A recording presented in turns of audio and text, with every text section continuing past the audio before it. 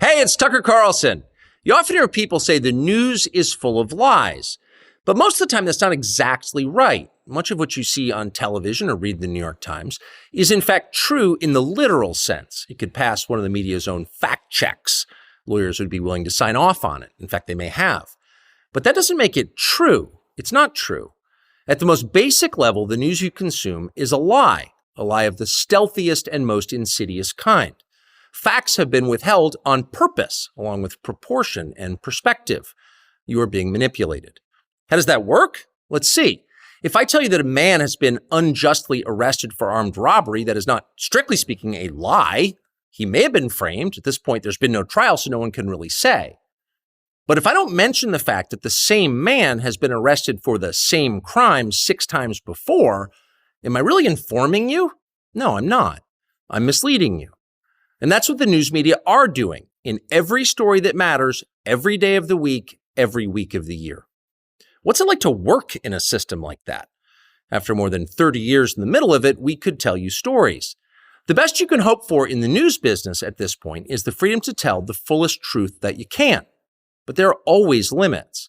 And you know that if you bump up against those limits often enough, you will be fired for it. That's not a guess, it's guaranteed.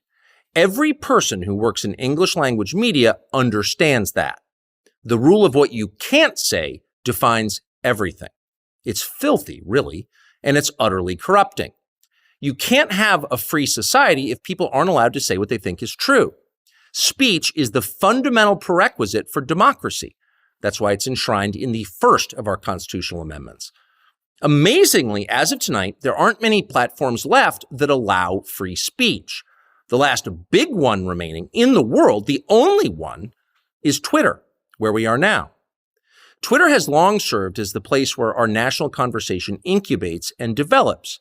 Twitter is not a partisan site. Everybody's allowed here, and we think that's a good thing. And yet, for the most part, the news that you see analyzed on Twitter comes from media organizations that are themselves thinly disguised propaganda outlets. You see it on cable news, you talk about it on Twitter. The result may feel like a debate, but actually the gatekeepers are still in charge. We think that's a bad system. We know exactly how it works, and we're sick of it.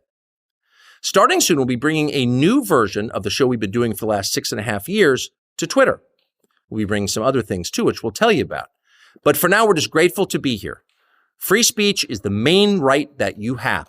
Without it, you have no others. See you soon.